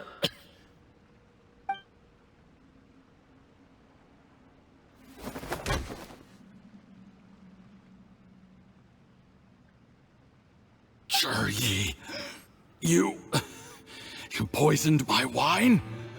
But when? You seem surprised, Mr. Yusupov. How could you? How could I not? I've sacrificed years of my life studying and reflecting to prepare myself for this position. And in the end, I even had to poison my own teacher. You really think I'd put myself through all that just to become your little puppet? I don't want to bow down to anyone ever again. And that includes you. You imbecile. It's the Fatui who got you to where you are. Do you understand? If I disappear with no explanation, the embassy will come after you. They'll get to the bottom of this. Mark my words. Do you see the haystack in the corner? Underneath it is a pile of explosives. And next door in the dark room are the 3 undercover agents you sent to infiltrate the Black Cliff Forge. I'm gonna stay here till I see you slip into unconsciousness. Then I'm gonna set this on fire. Once the flames burn through the hay, they'll ignite the explosives, the ruins will collapse, and everything will be buried. What do you hope to? I took the liberty of leaving some evidence of your contact with the undercover agents at the Black Cliff Forge. It won't take long for people to join the dots. 2 missing person cases will become 1 as the truth gradually reveals itself.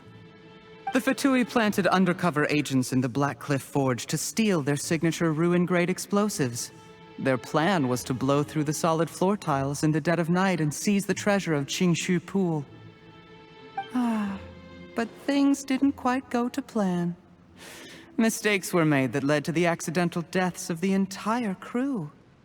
Faced with the overwhelming evidence, the embassy won't investigate this any further. In fact, they'll be only too happy to blame it all on a rogue operation by you. It explains why you acted alone, while exonerating the rest of the embassy of any liability. Of course, none of that will have anything to do with me. When all of this comes to my attention, I'm afraid I'll have no choice but to cancel the Qingshu Pool redevelopment plan immediately. I guess then, I'll be Tianshu in my own right, with a clean record and well out of the Fatui's reach.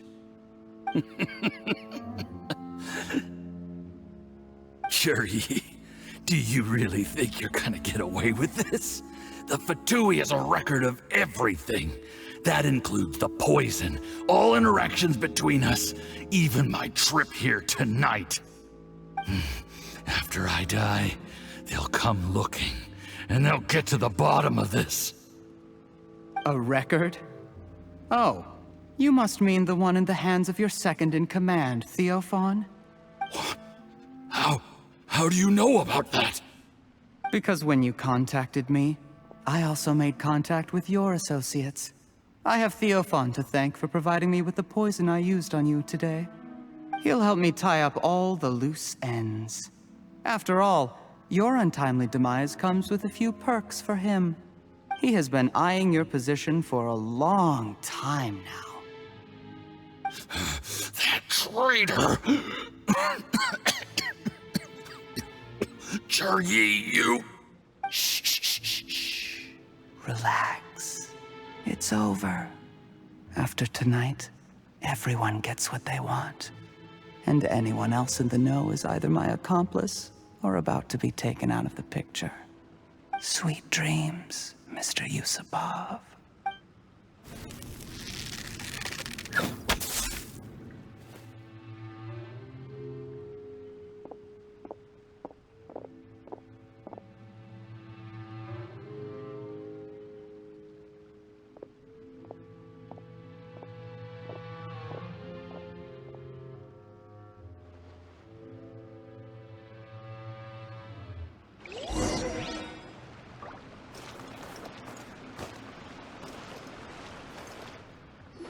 I did a little surveying on the way here and found that you'd left yourself 3 escape routes in case things went south.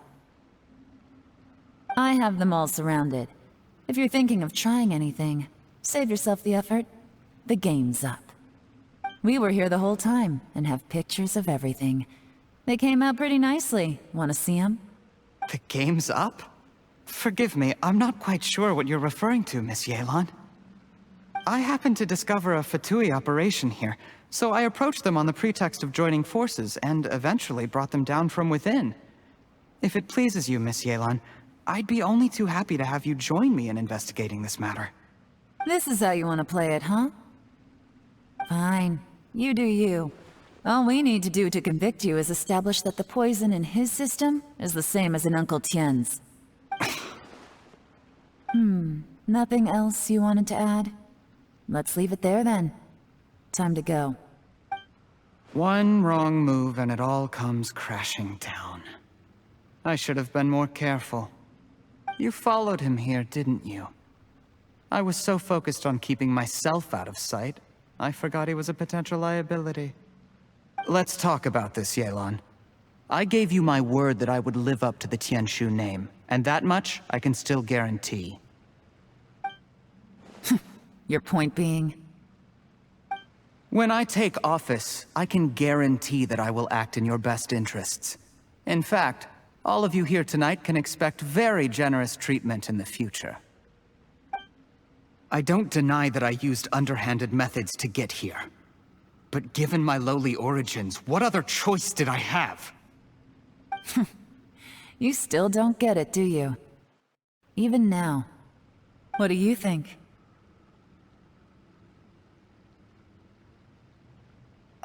Exactly. Jur-E, clever people can always come up with a good excuse. But while you might be able to get other people to believe you, you'll never be able to deceive yourself. There's nothing wrong with wanting to win other people's respect, but when has Uncle Tien ever looked down on you? He was like a teacher and a father to you, but you chose to repay that by poisoning him. Whatever positive goal you may have started out with, you threw it away in that moment. That's enough. Of course. What makes this even crueler is that you managed to convince yourself there was no other way. Uncle Tien was always going to give you this opportunity, even if you'd done nothing at all. Out of everyone in the world, he is the one who trusts you the most. So much that he drank your fish soup without doubting you, not for 1 second. That's enough! That's enough. Life is like fishing. It cannot be rushed. Whatever you do, impatience will accomplish nothing. I was just like you once, desperate to prove myself. Only later did I realize things do not always turn out the way you plan.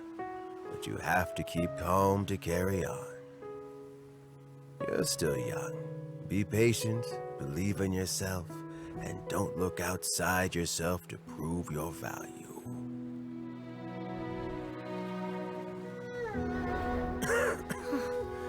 Where's Jur-E these days? It's been a long time since he last paid me a visit. Maybe he's just busy. Well, next time, if he doesn't bring a pot of piping hot fish soup, don't let him in.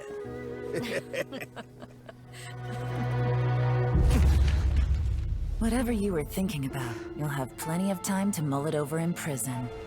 Oh, I almost forgot. If the Fatui find out what happened today, prison might not turn out to be the safest place for you. Trying to have friends on both sides, it has a way of turning everyone against you. But right now, I have an opportunity for you.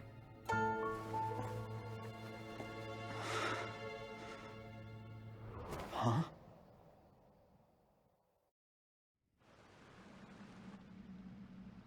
Sorry, things are about to get extremely busy for me. Let's meet at Yenshang Tea House tomorrow morning. I'll have someone remove the explosives. Then, there's someone I have to go and see. Need our help with that? No, it could be dangerous. You should leave this one to the professionals. Don't worry. As long as they're willing to cooperate, this'll be a straightforward deal. Get some rest. See you tomorrow.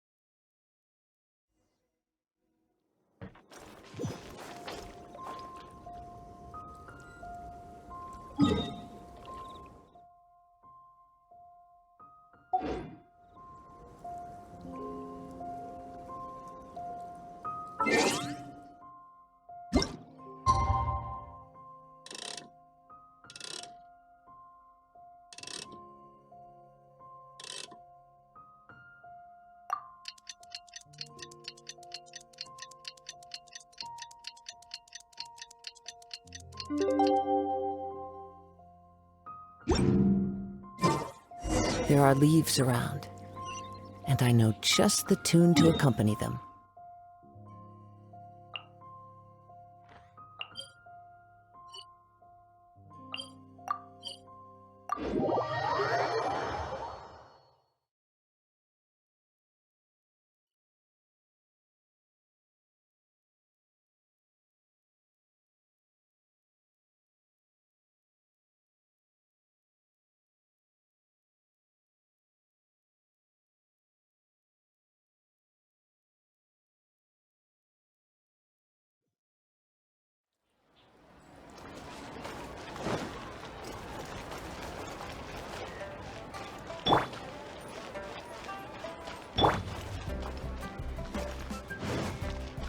The wind knows me. There is now no poison left in his system, but recovery from the damage already done will not happen overnight.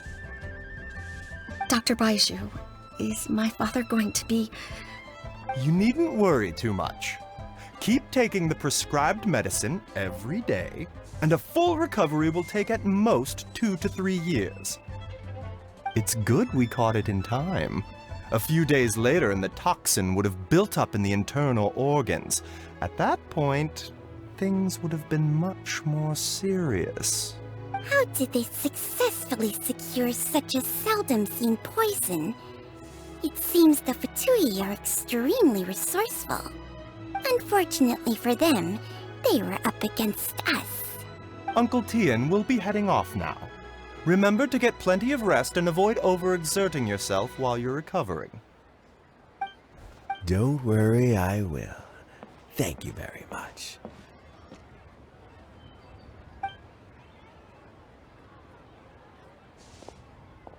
Ah, you're here too?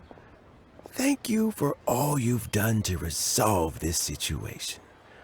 And I'll have to make some tea in a moment. You simply have to try it. Yes, the exhaustion seems to have gone. My mind is steadily getting clearer again. Luckily, it looks like choosing the Tianshu's successor is suddenly not such a pressing issue after all. Hey, Yelan! My work is mostly wrapped up, so I thought I'd take a minute to check in here. The assessment process comes to an end here, Uncle Tian. In my opinion, Zhi is not suitable for the position, but Qianwei and Mingbo both have potential. You have my gratitude. People can change their loyalties easily. I've always known this. But whenever it happens, it's still a dismal experience. Is it just Paimon, or is Uncle Tian not that surprised? Don't underestimate Uncle Tian. He wouldn't have appointed me as assessment officer if he hadn't had his doubts about Zhi. Normally, the Yue High Pavilion would be responsible for assessing the candidates. Isn't that right, Uncle Tian? Yes, to be quite honest, I wanted to trust him unreservedly. But I have to be responsible with the position of Tianshu. When I first met Zhi, I wondered if he had approached me with a hidden agenda. So I secretly investigated him. I concluded that he had no ulterior motives whatsoever. He just saw me as an ordinary fishing friend. In the end, even he changed. But when did it start? I never had any plans to recommend him directly, but I always intended to give him the chance to compete on a level playing field. Family background and fame mean everything to many people, but I don't attach great importance to them. I had no reputation to speak of when I first became Tianshu. I relied on Ganyu's assistance for all manner of things. What I really admired about Juri was his intelligence and resilience. I have to admit, he's a smart guy, and very cautious. The intel suggests that the Fatui saw him as very low risk, but Juri was still extremely careful with the poisoning. He chose that specific liquor from Shinue Kiosk because the fiery flavor would mask the bitterness of the poison, and he chose to wait until the Fatui official was drunk and had his guard down before delivering it to him. He also installed a secret compartment in the wine pot he bought to hold the poison. As the amount of liquor went down, he'd shake the pot to release the poison from the compartment into the liquor. Afterwards, we also found he had an antidote on him. Had the Fatui official grown suspicious, Juri would have drunk the poisoned wine himself, and then found an opportunity to take the antidote shortly afterwards. But that's still really dangerous. Yes, had he drunk the poisonous wine, he still would have faced serious health consequences despite taking the antidote. He didn't hesitate to put himself in harm's way to achieve his goal. How is Juri now? Well, I mean, he is sitting in a jail cell. Like Yenfei says, everyone who breaks the law has to pay the price. Still, he's cooperating. He didn't turn down my offer to strike a deal. I'll make sure there are plenty of guards around to keep him safe from anything the Fatui might be planning. A deal? Does this have to do with what you said to him when you arrested him? Yes, Juri's not the one I'm interested in. If he was as far as this went, I'd have handed the case off to my subordinates as soon as I realized. But once the Fatui became involved, things got a whole lot more interesting. I thought I might have the chance to catch a big fish. Well, did you? Almost. Unfortunately, it slipped off the hook at the last second. Uncle Tian, Yelan, what are you talking about? Paimon doesn't understand. Jur-E colluded with the Fatui to try and secure the position of Tianshu. Or, to put it the other way around, the Fatui made an attempt to interfere in the Tianshu selection process. With Yusupov in our hands, and a statement from Jur-E, we could afford to continue with a diplomatic offensive. Also, we'd be able to gain control of Theophan, Yusupov's second-in-command. Then we'd have a pawn in the ranks of the Fatui. Pawns like this can be major assets. They open up all sorts of new options. Why else did you think I was investing so much time and effort into this case? So, okay, well, did your plan succeed? We got halfway. The first part went off without a hitch, and we passed all the information on to Lady Ningguang. But when we tried to make contact with Theophan, he was gone, along with all the evidence. The Fatui must be spying on us. Otherwise, they'd never been able to respond so quickly. I found out from other sources that the Harbinger Regrator got involved. The Fatui's main forces aren't concentrated here. Regrator was only treating this as a peripheral concern. It's a pity that Theophan got away, but knowing which Harbingers are still looking at Liyue is something. It gives me a starting point for my next mission. I have to ask, Yelan, do you have any desire to take over the position of Tianshu yourself? I remember you showed some interest a few days ago at Yenshang Tea House. In my estimation, you are more than competent. Oh, that. I was obviously joking. I prefer my current life. There's danger and there's excitement. Although it'd still be a behind-the-scenes role. As Tianshu, I wouldn't have the chance to get involved in anything truly clandestine or face any real danger. Alright, I'm done here. Time for me to go. I'm heading off again in a few days and I still have to prepare. Where are you off to this time? As you might have guessed, it's for me to know and you to find out. But I'm sure if you keep going as you are, getting yourselves involved in other people's business all the time, you're sure to get caught up in another misadventure before too long. Maybe I'll see you the next time danger beckons. Until then, keep your wits about you. A lot of people are watching you for a lot of reasons. If you have any more questions, just ask Uncle Tian. After the recent turn of events, I'd say he owes you one, wouldn't you?